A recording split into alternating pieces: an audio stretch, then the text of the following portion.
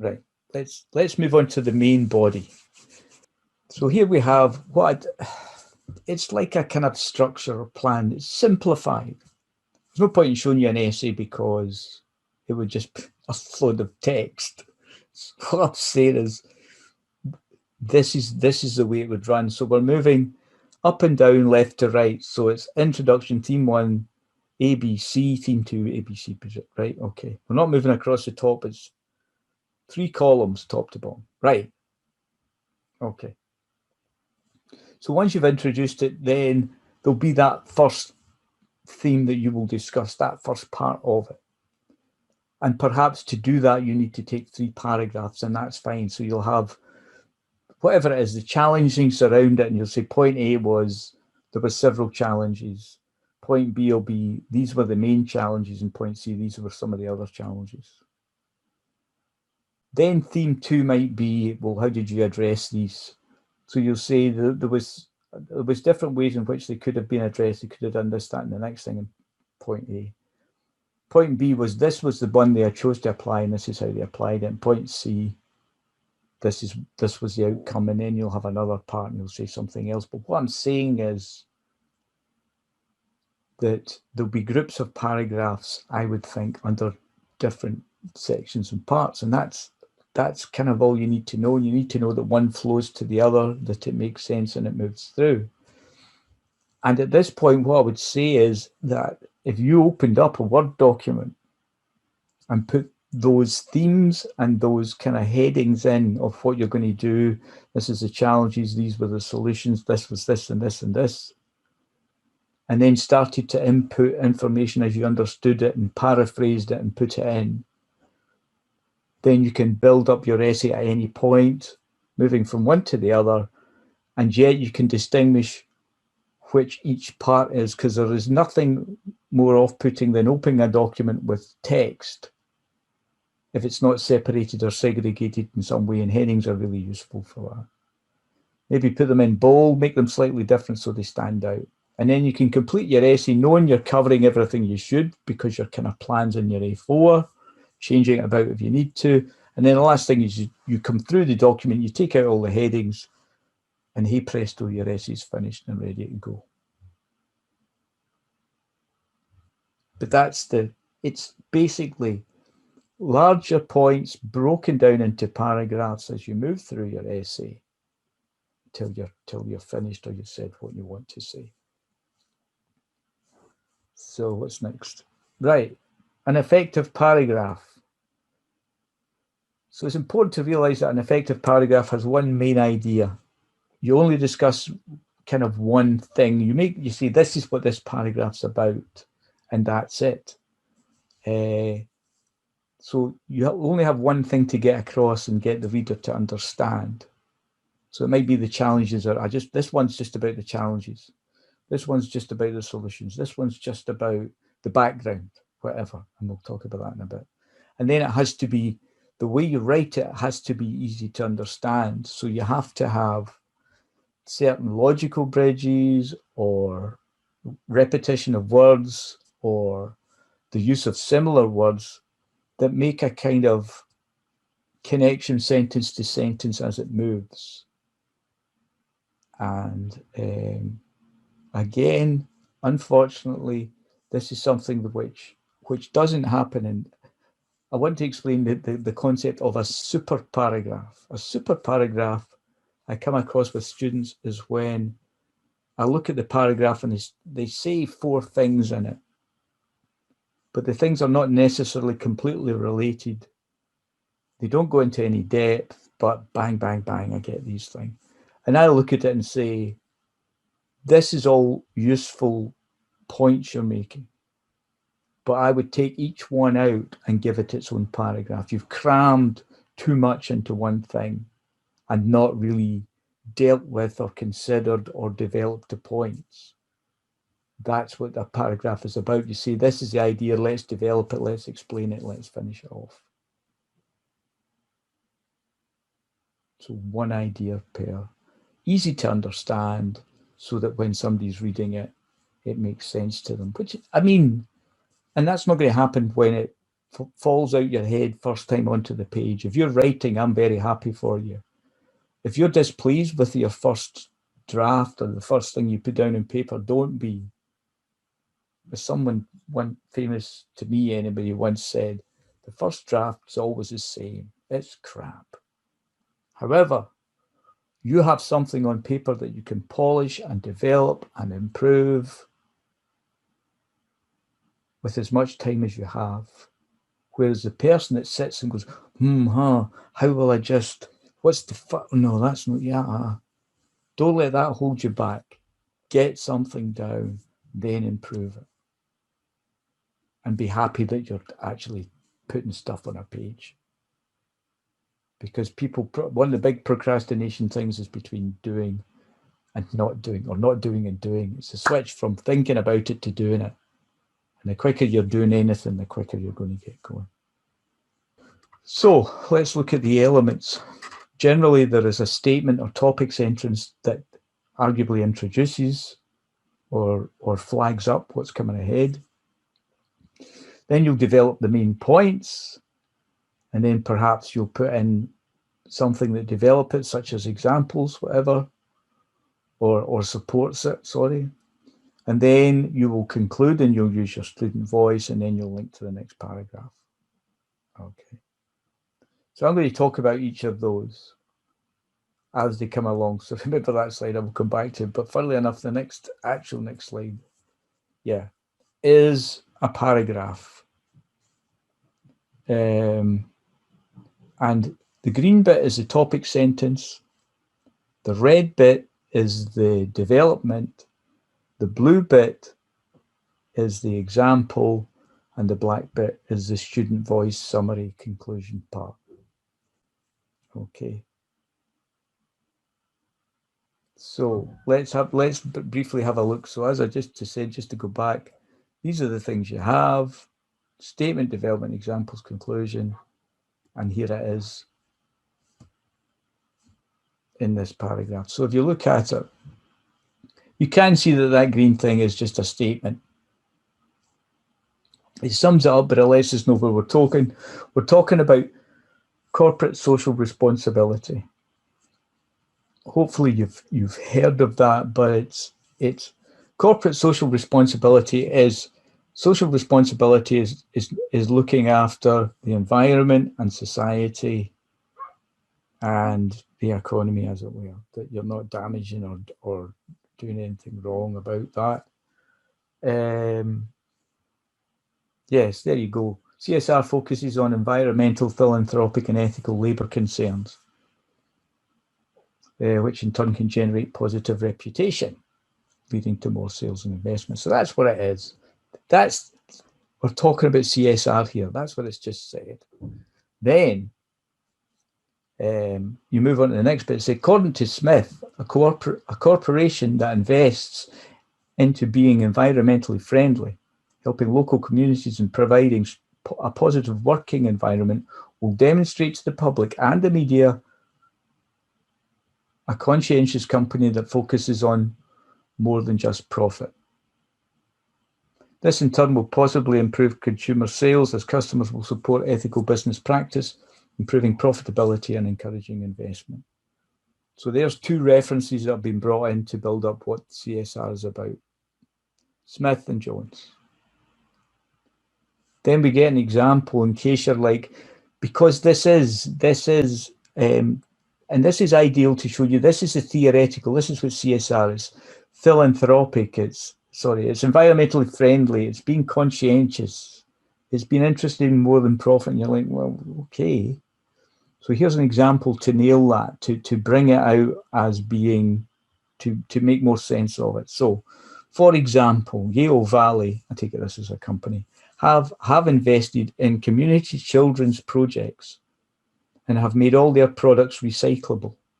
So they've dealt with the community, they've dealt with the social aspect, and they've dealt with the environmental aspect. That's evidence of a company doing that.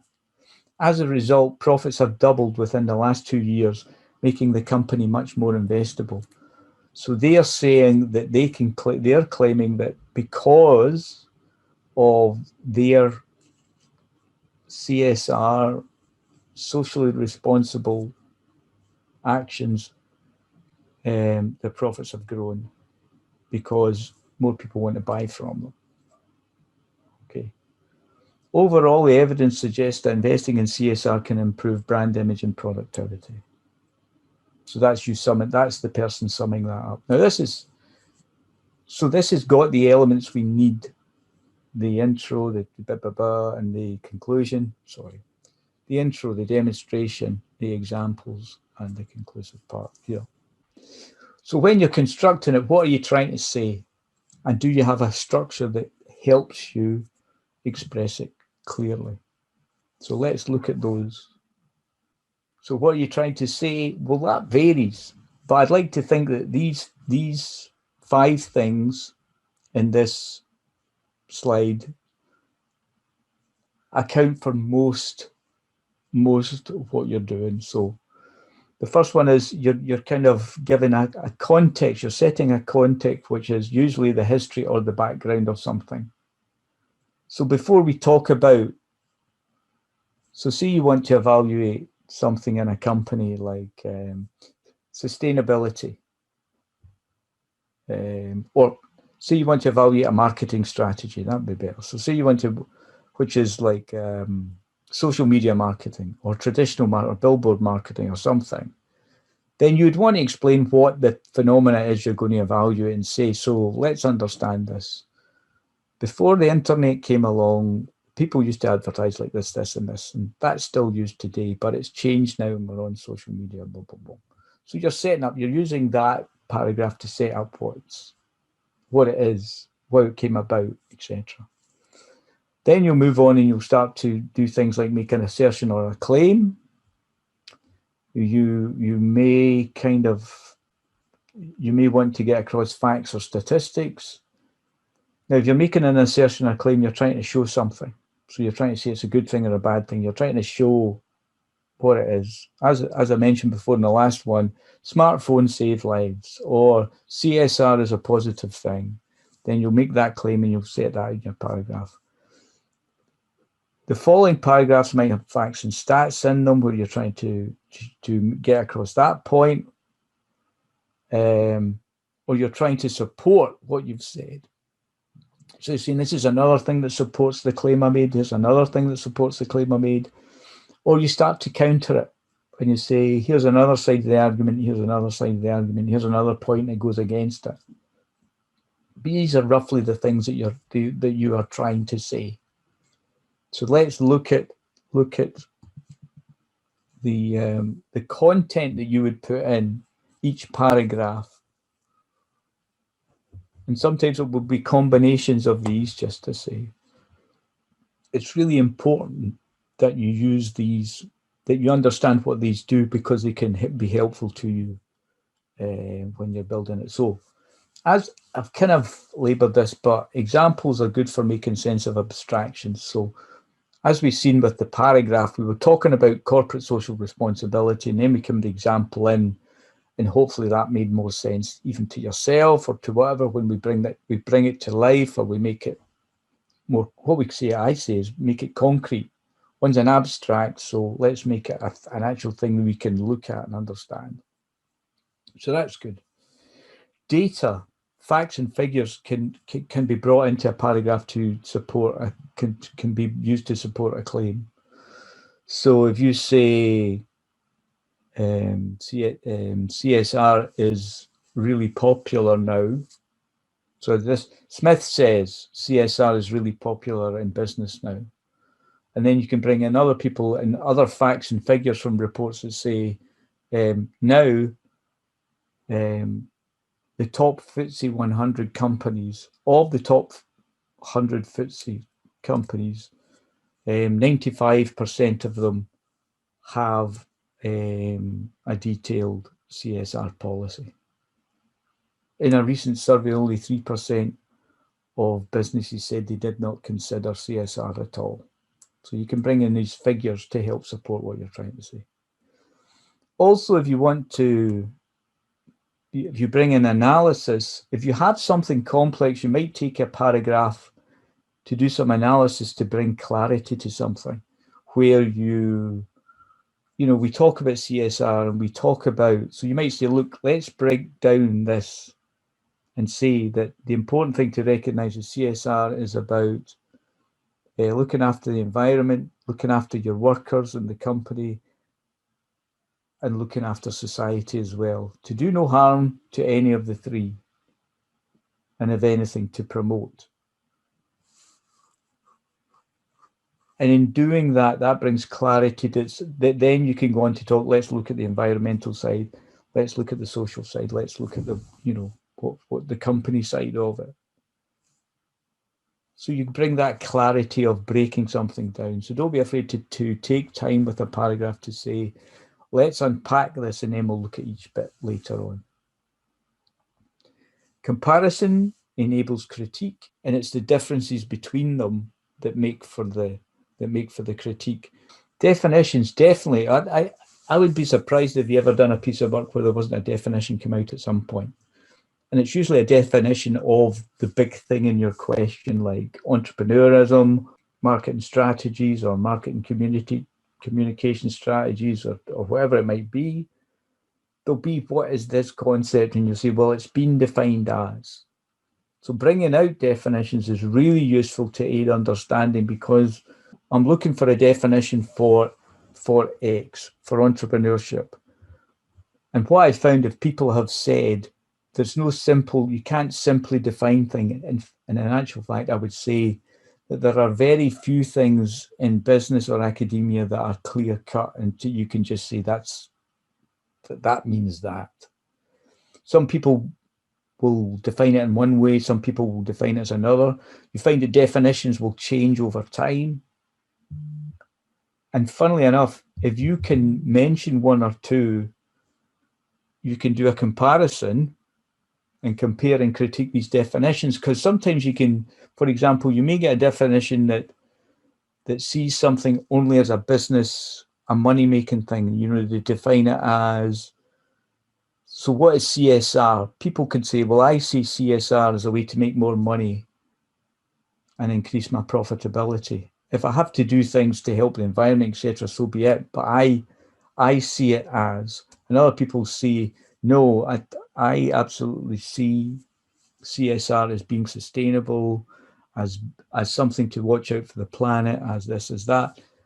And then when you come to the end of your kind of looking at the definitions, you might find that you've got a definition that suits for what you're doing in your essay or your report. So you'll say that this essay has chosen this definition as it looks as CSR as an environmentally positive thing, and it fits with the frame of the question or whatever. But even to look at and discuss definitions has the ability to attract marks because of the effort you put in to do it, the effort to analyze, the effort to produce data, the effort to compare. All of these things require effort, but they will bring more to your work and will lead to more marks. And lastly, just narration. Just so anyway, this happened and then that happened, and then like a story. It explains the situation. How did we get here? And then, so you've got your content, you've got you've got everything, what you're trying to say, you've got the content. So how are you going to structure it? These are just some useful things you can think about when you're structuring. So put it this way, if you were doing a narration about a situation or something, chances are you would do it in 1961, this happened, and then 1970, this happened, and then, and this is how it developed. So it'd be chronological, and that would make sense in that context. When you're discussing the points of a marketing strategy, then you might talk about the most important ones first to say, and say that, and say, when it comes to the factors that make this marketing strategy work best, the most important one is this. And then you have to look after this and this and this because of the importance. Like saying, if you're a fire officer and you're going to a fire, I would argue the most important thing to take is water, to put the fire out. That has to be. Don't get me wrong. Having an axe and some ladders and breathing apparatus is going to be really useful. But let's be, if there's no water, okay. Or you might move from general to specific, which is a useful one, or the other way about, specific to general, but general to specific. So you talk about something like ethics, because ethics can be applied to everything. And it might be worth your while in your essay, you start off and you say, ethics is this thing, blah, blah, blah, it does this. But let's specifically look at ethics in terms of marketing. When we look at ethics in terms of marketing, then the important thing to look at is this, this, and this. So that general to specific thing. Or you could, like, you're making a cup of tea. First of all, you boil the water. Secondly, you get your teacup, put it in the tea bag, make sure the water's boiled. And then when you come to the end of it, conclude, and this is the student's voice. I mentioned this before. So there's two things you get from the student voice in the conclusion of your. One is, it's your opportunity for you to say, based on what I've written, based on the contents of this paragraph, it's been demonstrated this, that, and the next thing. So you have to interact with that paragraph to produce a summary. You have to think about it and say, this is what I'm coming up with. This is my understanding. My analysis allows me to understand this. My comparison allows me to do this. When comparing these definitions, this is the best definition because, and that's used so there will be no references. If you've just logically worked out what you're saying from what's been said, and that's appreciated by markers, because again, like examples, it's a way to say, I understand what I'm writing about because I've summed up this paragraph. It takes effort to get an accurate summary that represents what's in a paragraph. And if you can do it, it adds to that strength of understanding. And that, if the marking criteria is, that demonstration of understanding of the subject, then you're doing that. If you're synthesizing knowledge to come up with a good summary, then that's all to the better. And sometimes I see students who write it and then say this. They leave it all to the references, and then they say the next thing we need to talk about is this. And I'm going, no. You've set up a point to be made here, and if you make that point without references, then you'll get some credit for that. So that's really important. Moving on. Linkage. So remember I said the introduction lets you know what's coming. The topic sentence at the top of a paragraph lets you know what's coming. You're leading the person through. Well, here are linkage via signpost words, which are that subtle code for the reader. And I'm going to show you three, although there's different types. I will send you out a list of different types of signposting words and linking phrases, etc. So if you're continuing the point, if it's continuation, you're looking for moreover or furthermore, say there's more to come. I'm going in the same direction, so I'm making a positive thing and a positive thing. Furthermore, here's another positive thing, okay? If you're introducing a different viewpoint or the other side of the argument, the counterpoint, then you'll say, however, or although. So, although this marketing strategy has many good points, there are a few things you should watch out for. Or blah, blah, blah, blah. However, if certain things that are due with this aren't taken account of, then things can go wrong. And then you've got the kind of conclusive, if you do this and then you do this, this happens. Therefore, if you have a system you want to introduce, and it needs trained staff, but you do not train them, consequently that system may not work. Those are the kind of conclusive things. But as I say, there are others. These are the three main ones, I would argue, but there are others, and you'll get the sheet. And what that does is, instead of seeing a a paragraph which is perhaps related, it gives more subtle linkage and flow to that. That's the important thing. Also, right, so paragraph length, my argument is that generally they should be fairly similar in length because they've been developed the same way and they've been considered the same way. In other words, you've put the same amount of effort into each paragraph. So when I see, or when you see unbalanced paragraphs, that's, I mean, some quite large ones and some smaller ones, you have to think about these elements. Have I developed them equally, or have I developed one more than the other? So that's so the example I would give is, I'll look at an argument and somebody's put on one side of the argument, when I compare what they've put into each side, one side's much bigger and the other's not so. And and then I'll ask, and I'll look at it and I'll notice that on the side with more, there's more detail, there's more comment, there's more things, where the other one is underdeveloped. Like that, like these two hands. So if you develop it more, if you lower one or increase the other, you can get them to be the same. That's the important thing. They should have the same amount of detail and development. And the other thing you might have to do is to say, you can look at a really big paragraph, and I do this quite often, and I'll say, look, do you see how you've changed point here? Do you see you've drifted into something else? I would make a break there and make that into 2 paragraphs. So whatever way you do it, my argument is there's no reason that your paragraphs shouldn't be of similar length. Okay, just checking the time. Yep.